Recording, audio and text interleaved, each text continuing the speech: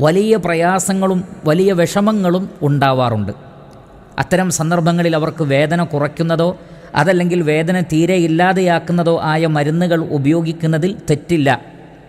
അതിനവർ തെളിവായി പറഞ്ഞിട്ടുള്ളത് ആയിഷ റളിയല്ലാഹു തആല അൻഹ പറയുകയാണ്. അവരിൽ നിന്ന് സ്ഥിരപ്പെട്ട ഒരു ഹദീസ് ഇമാം ബുഖാരി റഹ്മത്തുള്ളാഹി അലൈഹി ഉദ്ധരിക്കുന്നുണ്ട്.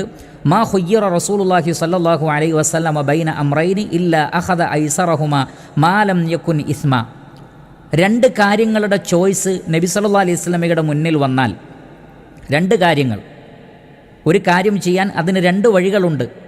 അങ്ങനെ ഒരു ചോയ്സ് വന്നാൽ നബി സല്ലല്ലാഹു അലൈഹി വസല്ലം അതിൽ ഏറ്റവും എളുപ്പമുള്ളത് പ്രയാസരഹിതമായത് തിരഞ്ഞെടുത്തിരുന്നു. അതിൽ പാപമില്ലെങ്കിൽ എന്ന് പറഞ്ഞാൽ കുറ്റമില്ലെങ്കിൽ എളുപ്പമുള്ളത് നബി സല്ലല്ലാഹു അലൈഹി വസല്ലമ തിരഞ്ഞെടുത്തിരുന്നു.